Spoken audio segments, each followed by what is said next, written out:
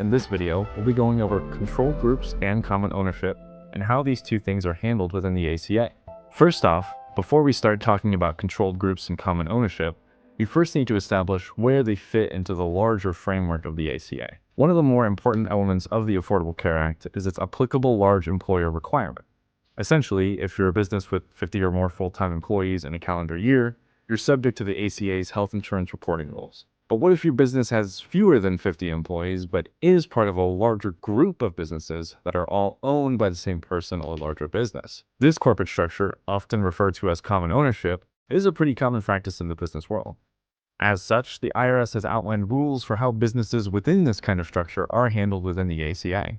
This is where controlled groups come into play. For the IRS's applicable large employer requirement, businesses in a common ownership model are considered one employer. Of course, not every corporate structure is the same.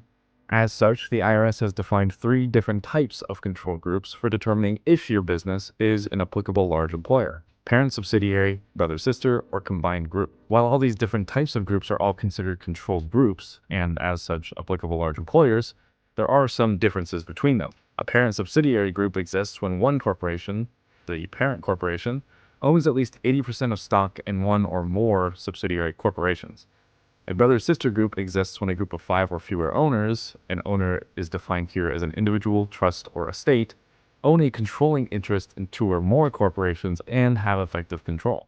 The IRS defines controlling interest as owning at least 80% of stock in said corporations, while effective control exists when the identical stock between each owner collectively adds up to 50%. Finally, there's a combined group. As the name would suggest, this is a combination of both a parent subsidiary and a brother-sister group.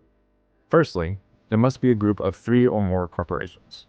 On top of that, each corporation must be in a parent subsidiary or brother-sister control group, with one of the corporations being a common parent in a parent subsidiary group. One important note: while all the corporations within a controlled group are considered an applicable large employer, each company is still responsible for its own reporting obligations.